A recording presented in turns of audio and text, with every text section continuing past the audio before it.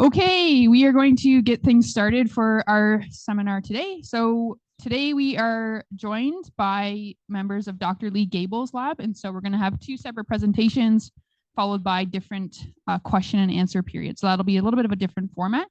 And so our first presentation is going to be by Patrick and Leah. So a little bit about each of them. Patrick Whitman he completed his undergraduate in kinesiology at Dalhousie University in Halifax, and while he was there, he did a project on defining acceleration ranges in-game local positioning systems in elite ice hockey players. And he's currently a master's student here in kinesiology at the University of Calgary. And one of his projects is looking at the effects of strength training on osteoporosis prevention menopause. And again, that's with Dr. Lee Gable. And his current research interests are muscle and bone development throughout the lifespan and how to analyze and optimize training for performance in ice hockey and volleyball players. And then joining Patrick, we have Leah Kaluta, who did her undergraduate training here at the University of Calgary in kinesiology with a specialization in pedagogy.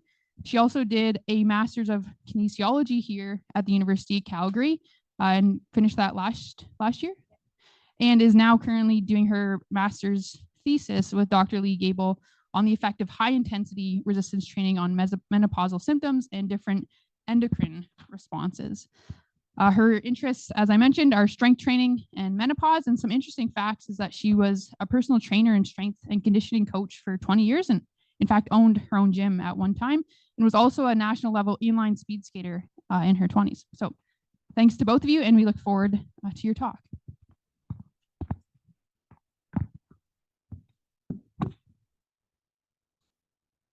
Perfect. Thank you. And thank you everybody for coming today for this triple teamed Gable Lab seminar. Lee and I today have the pleasure of sharing our work on the STOPM project, which stands for Strength Training for Osteoporosis Prevention during Early Menopause. Now, before we get started, I would like to share a little story about my mom. So I want to preface the story by saying that I love my mom. I absolutely love my mom. And I hope you all feel the same way about your mom's, obviously not mine. And when I was a kid, I would look at my mom, and to me, she was the strongest human on earth. She could beat me at every foot race we did, lift all the heavy boxes in the house. She was an absolute super mom. And in fact, at 15, she could still beat me at arm wrestling. So that's when I started calling her Mama Bear, because she had some fearful strength that I should have been aware of if ever I misbehaved. And then this past Christmas, I'm 24 now, and she relied on me to lift her heavy boxes of Christmas decorations. And I know I look like the second coming of Arnold Schwarzenegger, but it still bothered me that she relied on me rather than simply ask me to lift the boxes, because it felt like she had lost some of her independence. And when I kind of sat there and pondered a little bit, I was able to realize what stage of life my mom was in. And I realized that my mom is currently experiencing menopause. So menopause is defined as the cessation of menses over 12 consecutive months, but the menopausal transition period actually begins many years prior to, and can be categorized into 5 different stages. So you have premenopause, early perimenopause, late perimenopause, early postmenopause, as well as postmenopause. For the purpose of our project, as well as the seminar, we'll only focus on the 3 middle stages, so namely early perimenopause, which stands for variable cycle length, or can be defined as, variable cycle length of 7 days or greater between 2 consecutive cycles. Late perimenopause, which is intervals of greater or equal to 60 days without a menstrual cycle, but no more than, as well as early postmenopause, which is the first 6 years since the last menstrual cycle. Now, with menopause, there is a decrease in estrogen levels that women experience to the point of essentially a estrogen deficiency. And estrogen actually plays a major role in many different systems in the body. And so with menopause comes a bunch of negative side effects, and we'll get into those over the next few slides here. So one of the biggest effects of menopause is its effect on bone. So as women decrease their estrogen, we also see a decrease in bone mineral density. So if we look over at the graph, we can see that we get most of our bone during our formative years up until about 20. Our peak bone mass kind of levels out between our 20s and 30s. Now, if you look on the graph, we see males are in green and females are in pink. We get this, natural decrease of age-related bone loss. So you see in females, there is this steep decline. And that happens right near perimenopause, where our follicular reserve is going down and our estrogen is also going down. So that decrease in estrogen also is correlated and responsible for a decrease in bone density. That then, in females more prevalent than males, we can see an increase in osteoporosis or risk of osteoporosis, as well as fractures. This can then lead to a decrease in quality of life. And to make matters worse, estrogen actually plays a huge role in muscle maintenance. And since we all know that muscle and bone share a functional relationship, with muscle acting as an internal force on bone during the bone remodeling process, we can infer that in order to help prevent the loss of bone, we also need to prevent the loss of muscle. Now, the role that estrogen plays is that it prevents muscle wasting by suppressing pro-inflammatory cytokines such as 2-methylcysteine alpha, and then it also promotes muscle growth by signaling to satellite cells to repair the muscle after exercise or injury. And with less circulating estrogen, we can kind of assume that there will be an increase in muscle wasting as well as a decrease in muscle growth. So not only do we see issues with bone and muscle, there are over 30 documented symptoms that are correlated with menopause. Some of the most prevalent being hot flashes, night sweats, sleep disturbances, mood changes, cognitive changes, and brain fog, weight gain, fatigue, and increased libido. So those are the most prevalent ones. And all of this has been correlated with a decrease in quality of life perceptions of menopausal women. So what are the current solutions for menopause? Right now, we've got hormone replacement therapy, which is exogenous estrogen and progesterone, or a combination of them both. We have selective serotonin reuptake inhibitors, serotonin and norepinephrine reuptake inhibitors, diet changes, but what we are most interested in is exercise for menopause. However, there is very little research in exercise in this demographic as a whole, let alone related to menopause and menopausal symptoms. Even less on resistance training. So most of the research has been done on aerobic training and yoga, tai chi, that kind of stuff. Hardly any on resistance training. And to our knowledge, none on high intensity resistance and impact training or high rep training, which is going to be the purpose of our study. And the reason we think no one has done this is because of the perception that high intensity resistance training or lifting heavy weights can increase risk of injury, especially with those with osteoporosis. So our main goal or objectives of the study, one of the big ones is safety and feasibility. Is a 9-month high-rep program, progressive high-rep program, going to be safe and feasible for this population? And we're going to measure this through any adverse events that happen through the protocol, through adherence and enjoyment. Our other objectives of our study is going to be looking at changes in bone and through changes in bone mineral density, microarchitecture, and in strength. We're also going to be looking at changes in muscle through parameters of mass, power, and strength. And then changes in symptoms. So we're going to be looking at perceptions of vasomotor symptoms, cognitive, and quality of life perceptions. Now, Leah and I are very excited to get this project up and running because we believe that implementing a proactive exercise prevention program during period or early menopause, rather than a reactive strategy after the first fall of a fracture, would prove to be an effective way to improve women's quality of life. And our line of thinking follows the rationale that with improved muscle and bone health, women will have a reduced risk of falls and fractures, which will then lead to the improved quality of life. Now, we've talked a lot about the negative side effects of menopause, but yet to properly introduce STOP-'em. So without further ado, what is STOP-'em? So STOP-'em is a hybrid program for period early menopausal women. It will be a 9-month-long randomized control trial with a waitlisted control group, and we'll aim to have 20 participants in the intervention group and 20 participants in the control group. If you have a look at the figure on the right here, you can see our timeline. We're at the end of baseline testing. The intervention will go through the exercise program over the next 9 months, while the control group will be asked to maintain the current lifestyle. At the end of those 9 months, we will test again to see for any changes, and then we'll offer the exercise program to the control group so that they can also share in the benefits of exercise. So who do we want? We've recruited 40 peri or early menopausal women. If all things go well, we should finish baseline testing by the end of next week, assuming there's no other schedule changes. But to be included into the study, individuals have to be between 45 and 60 years old, as well as peri or early menopausal following the reproductive aging 10+ staging system. If the individual was pregnant or planning pregnancy, had a history of metabolic bone disease, had sustained an osteoporotic fracture within the last 5 years, or were currently performing progressive resistance training, they would be excluded from the study. And if the participants reported during the screening process that they had hypertension, hyperlipidemia, or other medical conditions like cancer or diabetes, they first have to be cleared by Leah in order to participate in the study.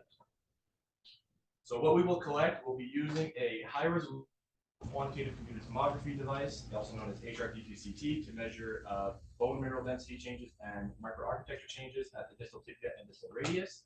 We'll use a dual X-ray potentiometry machine, also known as DEXA, to measure muscle changes as well as aerial bone mineral density changes.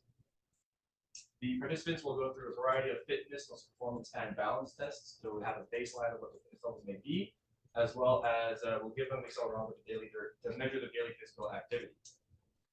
Now, my role in the project is to be the blinded assessor, and so I'm doing all pre and post testing with the controls within the intervention group, but I have no idea which group the participants are in. After doing vitals and making sure that it's in fact safe to perform the test, the participants will start off with a 6-minute walk test where they will walk back and forth as fast as they can along a 25-meter track. This will allow us to have a measure of their predicted VO2 max, as well as act as a form of warm-up for the next test, which is the counter movement jump. So this will allow us to measure their muscle power. And the participant will essentially just jump as high as they can with the force plate with their hands on their hips.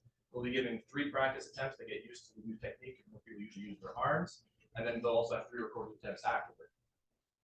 Following that, they will perform a hand grip strength test to measure their hand grip strength. So they'll just squeeze the hand and monitor as hard as they can for 3 seconds. They'll have 1 practice and 2 recorded attempts per hand.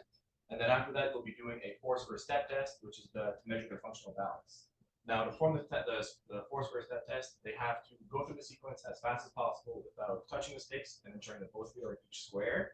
And to perform the test, you stand in square 1 facing square 2.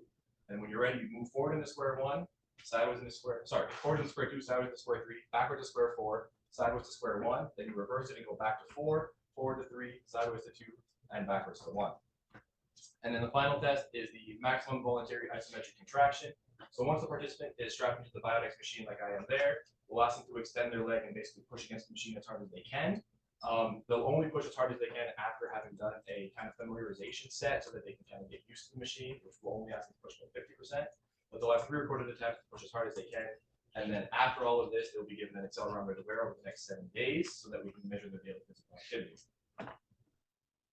Okay, so the Stockholm protocol. So my role in this project was to design the protocol and run all the sessions as the study CEP. So the protocol is 9 months in total, and it's broken up into 5 phases or mesocycles. The first one being foundation, which is represented in the green box. This is also what we are calling our extended familiarization phase. So this is where we are taking the participants through mobility and stability exercises to ensure they have full joint range of motion and stability that are usually caused by, issues by our sedentary lifestyle. So we want to make sure that all their joints and everything are stable before we load them. Also in this phase, we are teaching movement patterns, as some of those patterns might have been lost from a sedentary lifestyle, such as squatting, hinging, pushing, pulling, and rotation. Once all of that is set, the foundation is set, we move on into building, which is an 8-week cycle. This is where we now introduce weights and slowly progress them with intensity, reps, as well as complexity of the exercises. Once they're completed the building, we will do a 1-rep max test, and then that will help determine their intensity for the following 3 strength cycles. The 3 strength cycles, strength 1, 2, and 3, will be exactly the same, and that will be essentially the main protocol for this study. So I just want to take a little closer look first so you guys can see our progression of our protocol by looking at the building stage. So as you can see, weeks 1 and 2, we start off with higher reps and kind of a little bit low to moderate intensity. And then as we decrease the reps and hopefully increase the intensity or the load that they are put under. And by weeks 5 and 6, they are getting to a higher intensity, more sets, less reps. Now, I do want to point out that in order to determine intensity first for these individuals, since they are sedentary, the first thing I do is I demonstrate the exercise, such as a deadlift or a chest press, and get them to estimate what they think they can do for 15 reps. Then from there, I get them to do 50% of their estimated 15 rep max for their first set, 75% for their third set, and then on the last set, do their 100% of what they think they can do for their 15 reps. This is going to start to teach them what they can and cannot do under safe protocols. If they can fully complete the 15 reps, the next session they will increase the load, and if they cannot, they either decrease or stay the same. So we are really basing intensity off of them and their perceptions and what they feel safe doing. We're also really looking for that they hit muscle fatigue and failure throughout this building phase, so they know what it's like to lift heavy or feel heavier resistance and fatigue. I then want to go into kind of what our strength protocol weeks look like. Essentially, they're going to be all the same for the strengths 1, 2, and 3. All the participants will be doing 5 sets of 5 reps of the selected exercises, which will be on the next slide. And they will be performing this at 80 to 85% of their 1 rep max. So they will be doing a 1 rep max test in the last week of the building phase, and we will program all of those resistances for the following strength phases. The 1 rep max test will also be done at each subsequent strength phase to make sure that we are progressing with their strength gains. So we are keeping with the 80 to 85%. Now our exercise selection is very similar for day 1 and 2. So the participants will see myself or the other CBT twice a week. And on day 1, they're going to do a modified deadlift. But what I mean by that is it's a platform, so it's more like a rack pull than a from the floor deadlift to ensure safety. And please remember, they have been taught how to do a deadlift properly up to that point, so they are nice and stable. We're going to do a barbell bench press. That's going to be the first, what's called a superset. So we're going to do the deadlift first, immediately followed by the chest press, 5 sets of 5. Then we're going to move on into the second superset, which is a barbell back squat, and superset with a dumbbell row, 5 sets of 5.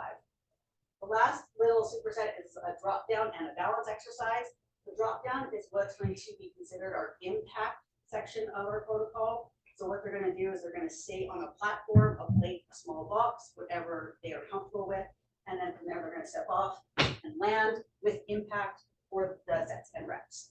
So they're going to get a little bit of impact on their bones. Day 2 is pretty much exactly the same as day 1, except we have substituted a horizontal push and pull for a vertical push and pull, just to make sure we are getting a more well-rounded program. And then the drop downs and balance exercises stay the same, and the participants will be able to progress in height and complexity of the balance exercises throughout the protocol. So just a quick update is where we are, like where are we now? So there's going to be 4 groups of this, of the intervention. So group 1 has already started. So they've already gone through the foundation phase. They are in week 4 of building. They're starting to get stronger. The participants are starting to get a really cool like socialization. They're putting friends outside of the intervention.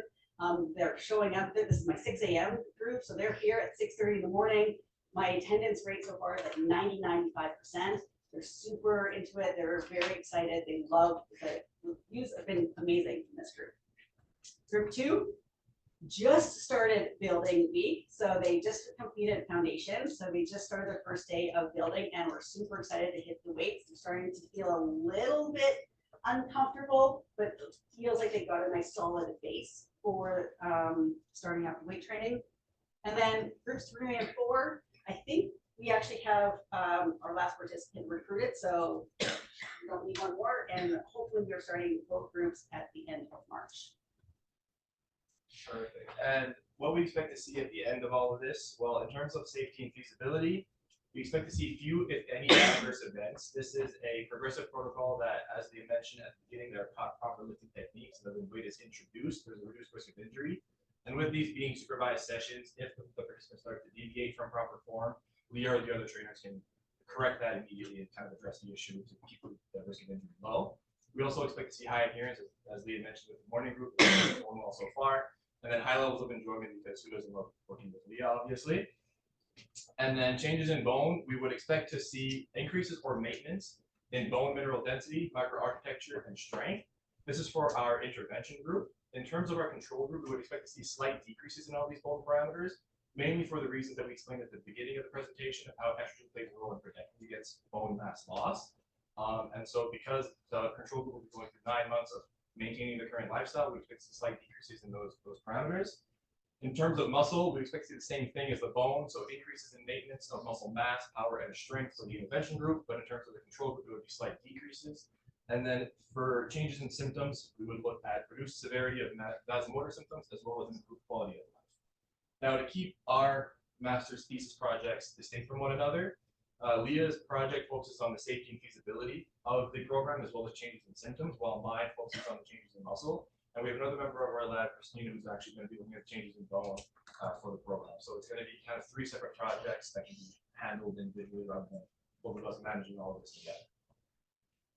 And finally, we'd like to acknowledge our supervisor, Dr. Lee Gable, the co-investigators on the Stopping Project, Dr. Gordon Burt and Dr. Emma Billington, our research coordinator, Charlie Hasselaar, who's done basically all the scheduling and recruiting, and then Christina as well for doing the bone side of things in the project, all the members of our Miami Scale Lab, and all of the seed and catalyst grant that were awarded to Dr. Gable via the University of Calgary, Alberta Health Services, Golden Joint Health Strategic Clinical Network, and the McKay Institute for Bone and Joint Health. And now at this time, we'll take any questions. Thank you.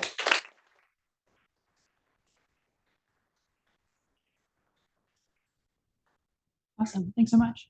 Does anybody have any questions to start us off? Yep. Sure. Thanks. Nice presentation. Really cool study. First question, I guess the two is, how do you, are you assessing bone strength with finite element modeling? Maybe this is for Christina.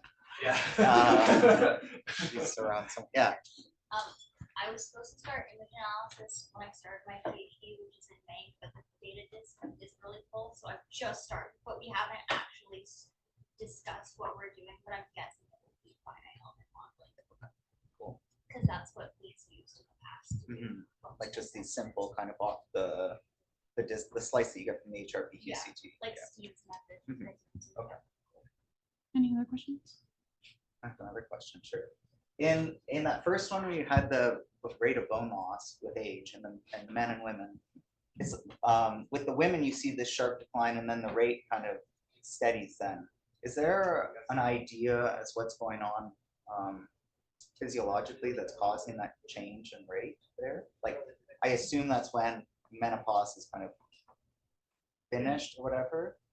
It's essentially like when estrogen levels Plateau.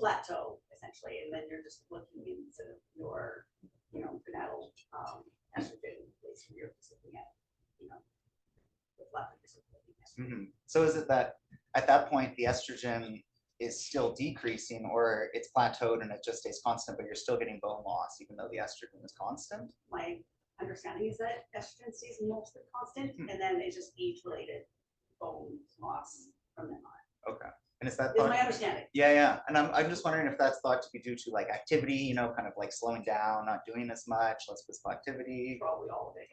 Yeah. Oh, thank you. Yeah. Are you guys actually measuring estrogen levels or just assuming it's somewhat simple? We have taken estrogen a blood analysis, so we will be looking at that again. It's a point in time, so we will see what is going to be happening. I'm kind of curious, you mentioned some other current solutions, and I think one of them was like estrogen pills, I think. HRT. Yeah. So I was just curious, are there any like side effects or risks of using that compared to like exercise, I would say? There have been some documented adverse side effects of using HRT. However, that is very controversial. And the main study, there's a lot of controversy around that.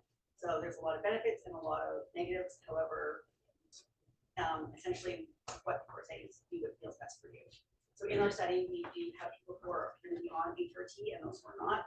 And then when we do the analysis, they will subdivide it up. And to kind of add to that a little bit as well, of the original study that created most of the controversy in terms of HRT, which was Women's Initiative Health Initiative study, they're after kind of looking back at it and kind of reanalyzing their data in recent studies, they found that like most of the side effects came with the HRT after 10 years rather than like right away during perimenopause and stuff like that. So there's still a lot that needs to be researched on this topic, but it's like it seems that now the research is more like it's okay to use compared to before when it was like don't use that. Oh yeah, thanks for the talk. It was a nice presentation. And so you have a lot of these like whole body exercise, so you're targeting the whole body with your exercise program, which is nice to see. And I may have missed it, but I'm interested to know: are you measuring the bone mineral density? Did you mention just the radius and the tibia, or is there a way to infer? Are you having an effect on bone mineral density of like other areas like the spine, which are very susceptible to osteoporosis, or are you simply looking at those more distal bones? In terms of the HRP we're using the distal radius and the tibia, and then we're also using DEXA for like overall like area bone mineral density. But like there's also been that like, with, for example, hand grip strength, measured high hand grip strength was associated with high bone mineral density in the arm, but also in like the lateral hip, if it's the word. And so it would be like with doing the exercises and stuff and measuring just these small areas, we kind of infer as well that people will also experience these things, because all of the exercises, or most of them at least, are like weight resistant, and like they add a load, which like increases the bone building and stuff. So Yeah, you had a question? In terms of just like training protocol, I know that you said this is going to be like a progressive kind of program over 9 months. And you gave your list of exercises. Will that list change, or are you going to keep them doing the same 6 exercises? Because I could see that being an issue for like, you know, exercise adherence and motivation to continue showing up. Like boredom might be a factor in that too. Yeah, so we thought about that, and a lot of the research in that demographic, they actually really like consistency. For once, they do like the same exercises over and over again. Future iterations could use different exercises, but for the sake of the study and just to make sure that we are consistent, the exercises in strengths 1, 2, and 3 will be exactly the same. Menno? You have used 2 types of trainings. The more passive training with like bench pressing or whatever, and training with impact groups. Why did you use these 2 training forms, and do you expect that they have specific effects? Do you know that? Yeah, so the basis of our study, I'm just going to preface this, is was based off of a study out of Australia, I believe, by Watson et al. It's called the lifting study. So they essentially did the same exercises. They did a deadlift, squat, a shoulder press, and then like a jumping pull-up, and they found those very positive results on bone mineral density. I'm not interested in all the people that I'm interested in understanding whether you understand what you did and why you did it. Yeah, so the resistance training with higher loads will put more strain on the bone for higher impact and bone mineral density. And then the impact on the bone will also create decreases in bone mineral density. That's the main reason why we chose those. And how does that work? All right. How does that work? How does that work? So how does that work? Explain to me. Mechanically or physiologically, or what happens? So you want both the resistance training and the impact training? Do both have the same effect? Both are going to have an impact on bone density They do. from research in different ways. So the resistance training is going to put on a little bit more mechanical stress on the bone, and then the impact is going to be again more impact loading and could cause like little minor Is fractures. there something else than mechanical stress? Sorry? Is there something else than mechanical stress? Sorry. Is there something? Yeah, the muscle bone. So that when you go with the muscle bone connection, I'll let Pat go up to that one. yeah, so like a bone pulls on the muscle because that's what attaches. Sorry, muscle pulls on the bone because that's what attaches, right? And so when you have stronger muscles, you'll enact higher forces on the bone, which will then enact more of an adaptation that way. So with the higher resistance But training, then what? pardon? Be very accurate now. Would then do what? With what part? Sorry. The muscle pulls on the bone, Yeah, and then and then it will enact some sort of adaptation for the bone to be stronger. what does act mean? Enact, elicit. It'll. What does it do? Pardon? What does it do? I'm sorry. Strain. Thanks. Strain. It'll give strain on the bone, so the bone can limit that through the load that are being enacted by the muscle. I'll step in here. Benno, the understanding of how bones grow in response to exercise is still pretty unknown. The idea still is that you create some amount of strain, but whether it's the damage that produces signaling for remodeling to occur, or whether it's just there's this other portion where it could be the fluid flow within the canalicular canals that surround the osteocytes, and it's this mechanotransduction where these things are getting shredded kind of, or you get apoptosis of these osteocytes, and there's this theory that those signal remodeling in regions around it, but the exact mechanism is still unknown. So what can you do then when you have a result? Let's You, say you have a result that osteoporosis is lower when you do the training than not. What can you say then about the courses that you have applied? the answer in all of these, if you don't mind. Yeah, go keep ahead. going with this. Like in either one of these cases, all the exercise, whether impact exercises are important, it's going to be the same thing. Like to land and arrest the amount of kinetic energy that you have to produce a lot of high muscle forces. It's very similar between the two, but there's still this group of people who believe that there's something associated with the impact itself, like with loading rate and running, that is causing, you know, some sort of different mechanical stimuli than just like applying a muscle force alone. But at the end of the day, the easiest thing to say and the simplest answer, which probably most people would accept, is that all of these exercises produce high muscle forces, and you have a given stiffness of the bone, so that puts the bone under some amount of stress.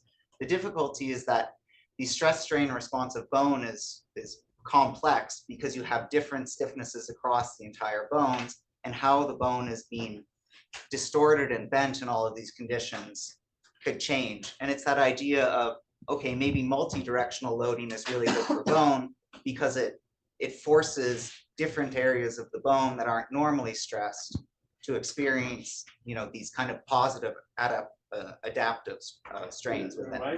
I think that's all the time that we have for questions. So we're just going to move on to our next. Benno, we can chat after. Well, I'm just gonna tag on if I understand what Dr. Nate's saying, and it's a fair criticism. If we see that this study is positive in terms of improving bone or muscle, we actually can't tease out whether it's the resistance training or the impact training.